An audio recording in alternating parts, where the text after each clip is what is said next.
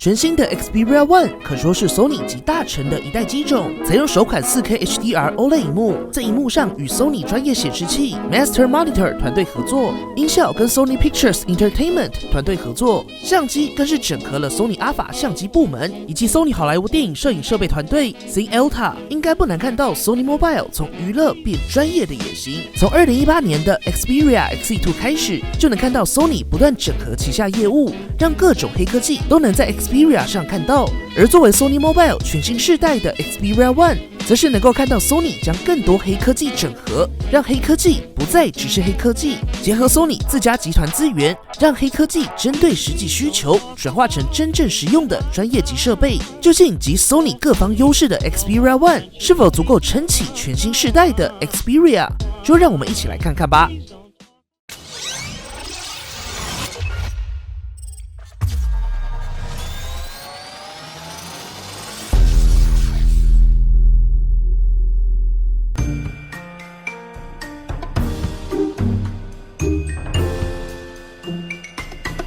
邦尼团队这回将一次带来最经典的索尼子以及全新的灰色 Xperia One。那我们从盒装开始，在外盒上一样采用简约的盒盖设计。配件部分随附了包括 Type-C 转 3.5mm 转接线材、3.5mm 耳机，以及一个相当清澈的透明保护套，在内部有进行点状处理，能够避免透明保护套装上后产生彩色波纹。当然，最惊喜的就是 Xperia One 直接随附了18瓦的 PD 快充组，整体来说在配件上一样是给好给满，打开来就能直接使用。接着看到外观设计，邦尼手上拿到的是灰色版本的 Xperia One。第一眼看上去，不难发现 Sony 这次在机身处理上下了不少功夫。首先在灰色的成色上相当沉稳纯净，跟机身侧边的机身过渡上非常滑顺一致，透过色彩串起了机身的物理曲面。纯净的灰色机背更是跟高亮的金属边框顺畅过渡，不论在视觉跟触觉上都相当细腻。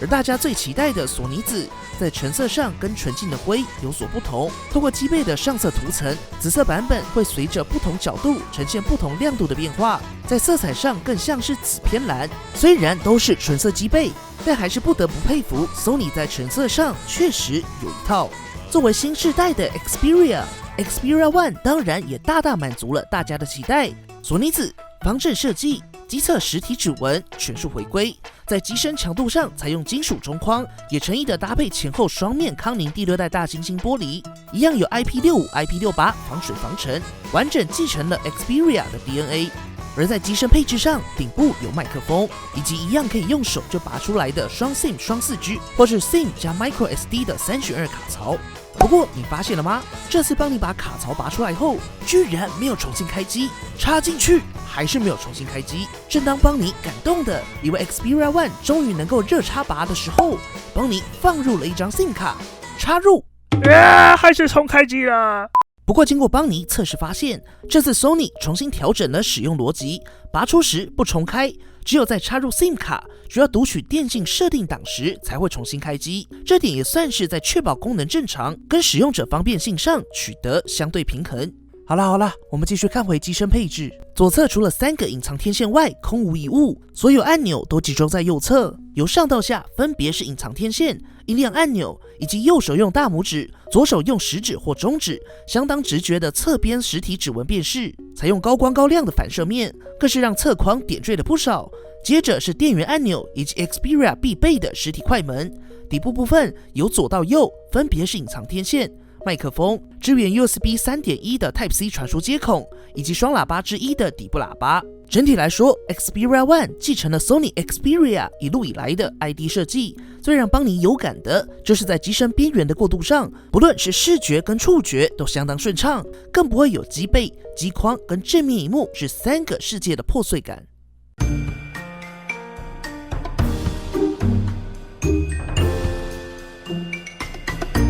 Sony Xperia One 采用全球首款 6.5 寸 21:9 Cinema Wide 4K HDR OLED 萤幕，在设计上 Xperia One 上下边框收得更窄，视觉上也更平衡一些。不过话说回来，邦尼还是相当意外 ，Sony 这么快就将 4K HDR 的 OLED 显示器下放到消费级机种。这次最特别的就是在萤幕上有2种显示模式，第一种标准模式，在这个模式下会更接近大家熟悉的显示色彩。标准模式采用的是跟 Bravia 电视相同的技术跟调教，功能上搭载了 Bravia 电视科技的 X1 for Mobile 影像处理技术，能够让非 4K 变 4K， 不是 HDR 变成 HDR， 相信大家都相当熟悉了。还不清楚的观众可以稍后点击右上角资讯卡，观看 XZ3 的完整评测。在标准模式下，整体风格会更接近现实，色彩更自然饱和。再来，这次最特别的当然就是导演模式，采用的是以 Sony 在电影工业的专业显示器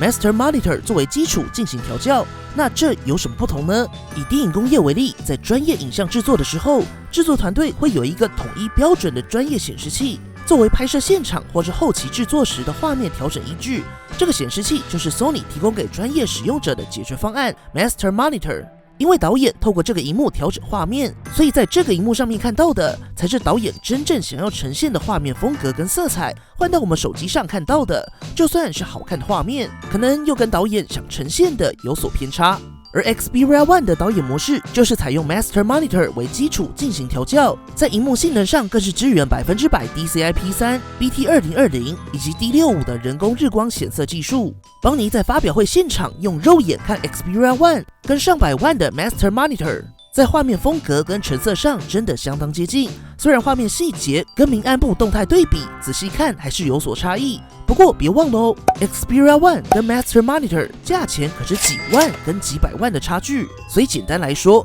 ，Xperia One 的导演模式能够让导演想呈现的画面风格跟色彩，重新在你的 Xperia One 上忠实呈现。你看到的就是导演想要的。我们透过 Xperia One 的2种模式来播放一段 4K HDR 蜘蛛人离家日的预告片段。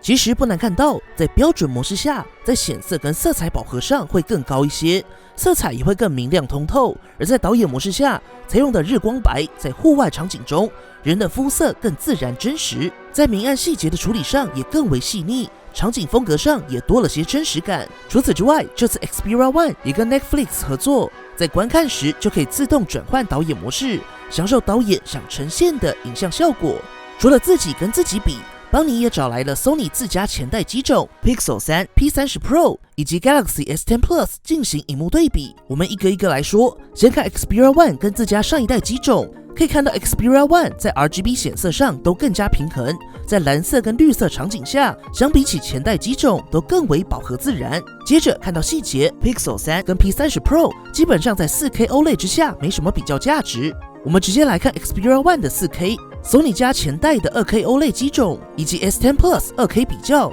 在 4K 跟 2K 的对决中，我们放大来看建筑物细节，结果应该相当明显可见。Xperia One 的 4K 萤幕在画面上真的相当细致锐利 ，OLED 的加持更是在明暗细节有相当好的表现。而在音效上 ，Xperia One 一样采用双喇叭设计，并且也加入了 Dolby Atmos 杜比全景声，除了能够还原以往4周360度的声音外，Dolby Atmos 更是多了上方180度的环绕音效。对了，在 Xperia One 的外放喇叭上，一样可以开启杜比全景声哦。邦尼就不多废话，直接让大家听听开启前后差别。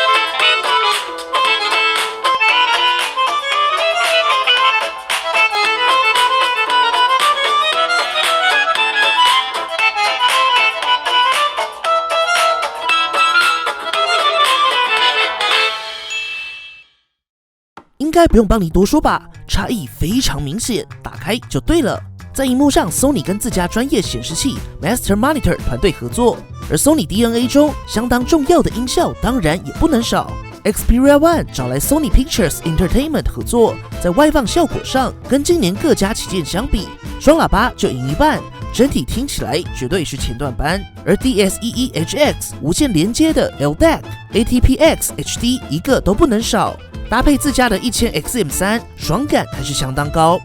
整体来说 ，Xperia One 光是 4K HDR 又 OLED， 真的就足够当黑科技了。加成的显示模式更是让 4K OLED 得以完整呈现。标准的 Bravia 电视科技 X1 for Mobile 让色彩更加通透、饱和明亮。导演模式更是能够还原真实，身临其境。而在音效体验上，有了 Dolby Atmos 加持，表现上也更为突出。今年的 Xperia One 在影音娱乐上一样相当强劲。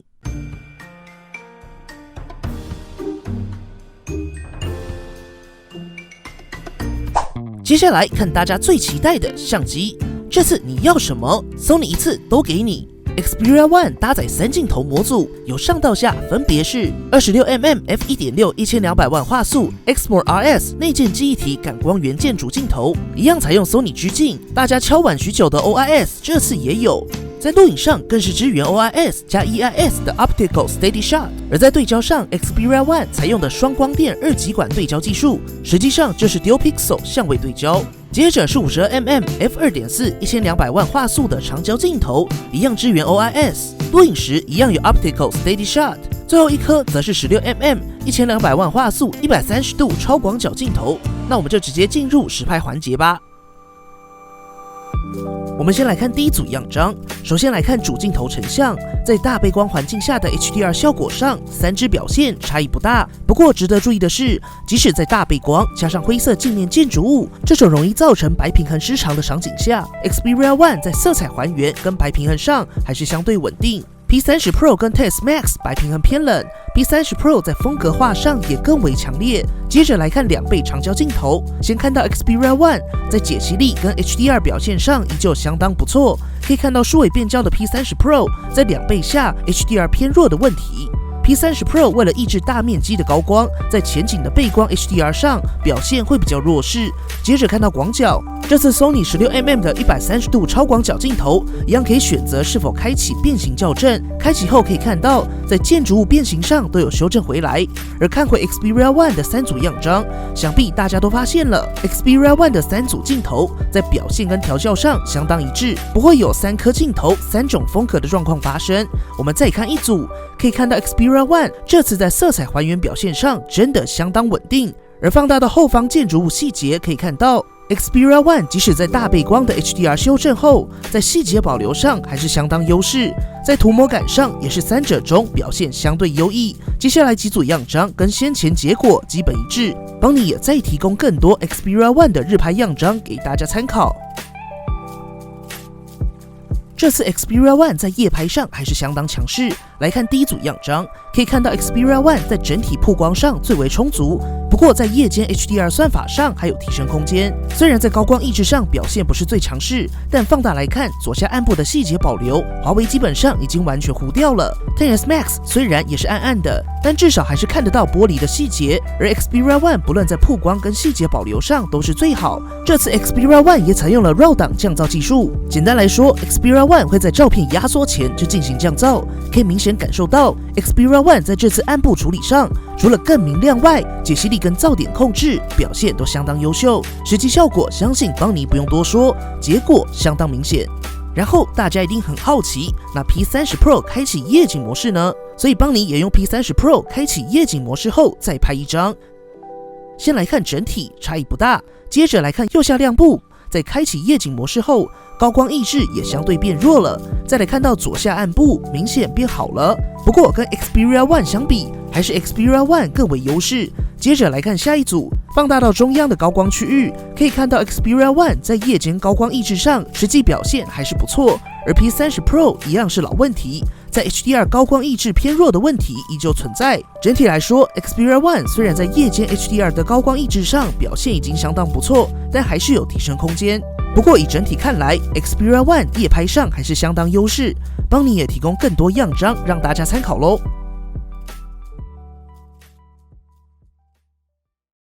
这次在相机的升级上 ，Sony Xperia One 采用了来自 Sony Alpha 相机部门的 Beyond for Mobile 技术，导入人像摄影时非常实用且高阶相机才有的人眼追踪对焦。Sony 的人眼追踪对焦更会及时追踪眼部对焦及测定曝光，能够及时锁定人眼进行连续对焦。而人眼追踪对焦也支援在连拍时运作，所以每一张相片都是对好焦，而且重新测定曝光的。因此，当人物移动时，不仅一样有对焦，也不会让画面过曝或太暗。人像拍摄不再只是定点，更可以自然走起来，捕捉动态瞬间。邦尼也实际拿出 Xperia One 跟 iPhone XS Max 进行连拍测试。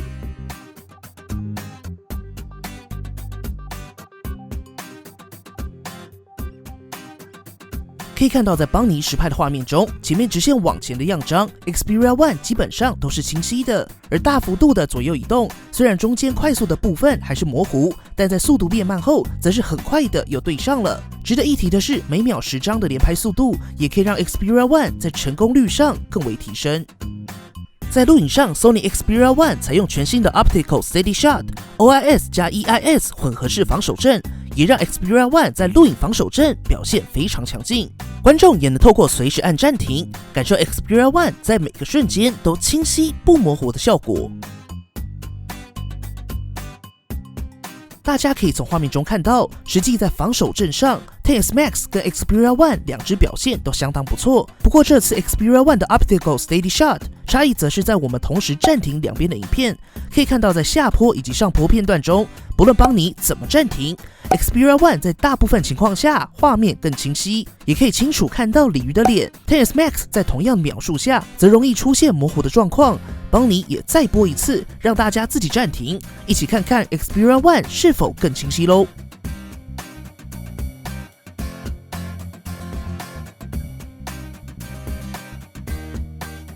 整体来说 ，Xperia One 依旧继承了 Xperia 良好的录影体验。最有感的地方还是 Sony 的录影，在自动对焦、改变对焦点的重新对焦上总是最平顺，不会突然大力的跳一下重新对焦。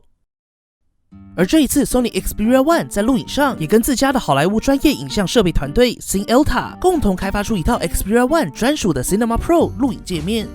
打开 Cinema Pro 界面看起来就相当专业，不过不用担心，在使用逻辑上还是相当清晰。跟着邦尼一起来看看吧。首先是最上面的专案，每一个专案都是独立分开。在建立专案的同时，看到上面这个框了吗？上面的这些数据在拍摄前就必须决定，决定后无法中途更改。以实际拍摄来说，确实在主要设定会更趋于一致，也就是在事前就会决定好，可以选择影片要用 4K 还是 2K 的解析度拍摄，帧数是24还是30格。但有些设定则是预设无法变换，例如格式是 H.265， 比例是21:9，只能开启 HDR。在第一次就要决定的还有 Look 风格，总共有8种，包括专业影像常用的 Venice CS、不透明、明亮、暖色、冷色、强烈、柔和跟类似黑白的柔和单色。在可调整的选项上，包括选择镜头，点入后可以依序选择 16mm 的超广角、26mm 的主镜头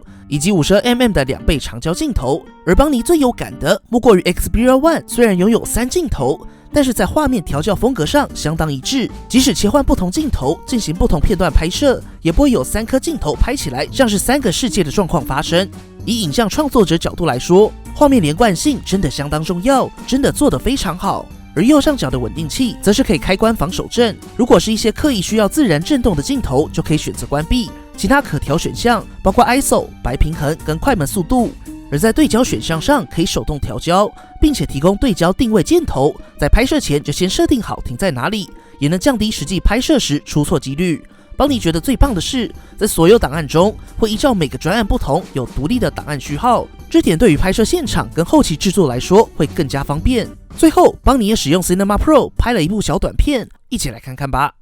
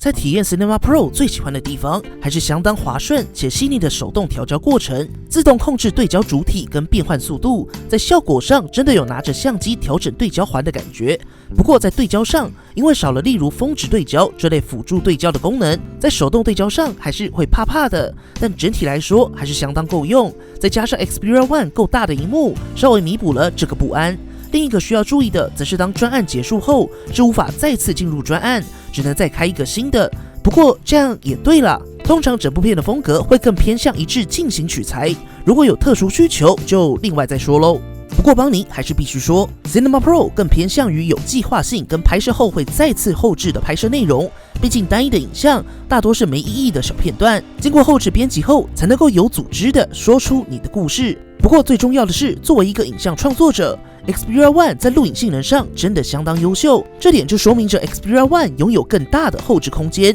例如，在明暗细节的保留确实相当强劲，直接对着天空拍，放回到剪辑软体后，还是可以将云层的细节拉回来。Xperia One 提供了弹性相当大的后置空间。对于邦尼来说，在 Cinema Pro 模式下，随手拿着 Xperia One 拍几个有趣的小片段，又拥有高弹性的后置空间，在简单编辑后也能有不错的作品。不过，如果是记录生活，邦尼还是会选择一般相机模式，两者是相辅相成，依照场景自由切换，才能真正享受 Xperia One 强劲的录影能力。Cinema Pro 则是 Sony 让手机更接近专业影像创作的第一步，未来透过更多的软体更新，也能让 Xperia One 强劲的硬体得以解放。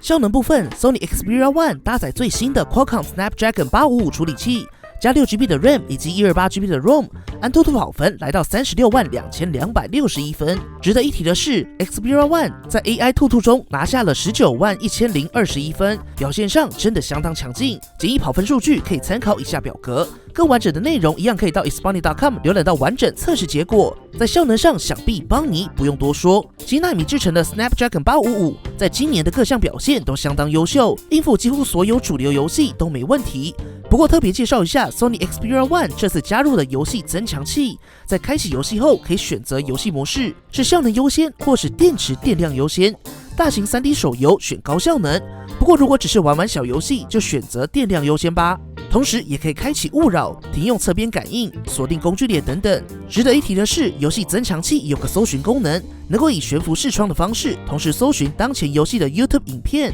或是网页攻略等等，帮助破关。当然也内建了游戏内的截图跟萤幕录影。续航力方面 ，Xperia One 搭载3330毫安时电池，在 PCMark 80%到20%电力测试中拿下11小时16分，可说是 Sony 旗舰近期表现最好的一款。以日常使用来说还算足够，但如果是重度玩家，还是建议带行动电源比较保险。不过若是急需用电，随附的 UCH32C 能够进行18瓦 PD 快充，可以让你快速回血。而在连接性能上 ，Xperia One 支援蓝牙 5.0、NFC 感应支付以及5CA。整体来说 ，Xperia One 效能相当强劲，续航表现也达到可以接受的水平，性能应该是 Xperia One 最不用担心的一块了。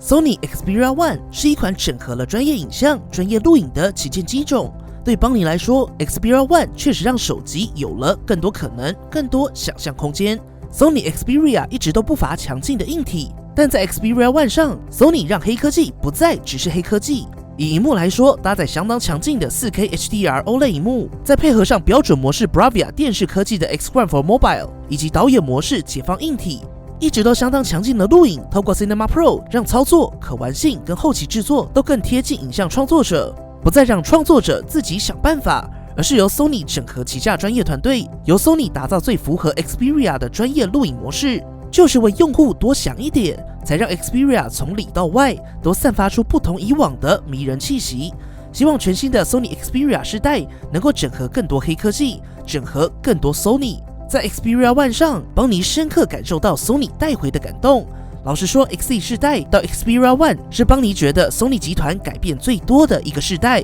希望 Sony 能够持续带着感动，继续打造 Xperia。好了，本期节目结束了，不要忘记右上角对 Sony Xperia One 进行投票，或底下留言告诉邦尼团队你还想知道 Sony Xperia One 哪项功能，或想看的产品测试？对了，快点到 Facebook 私讯邦尼的粉丝专页，找邦尼 AI 小助理玩吧。如果喜欢本期的节目，不要忘记订阅邦尼，并且追踪我们的 Facebook、Instagram， 以及加入 Line@ 跟我们讨论。如果还有其他问题，别忘了底下留言。那我们就下期影片再见喽。东大鱼大火快 ！OK， 好来，3、2、1 ，Go！ 哈，来转，哈哈。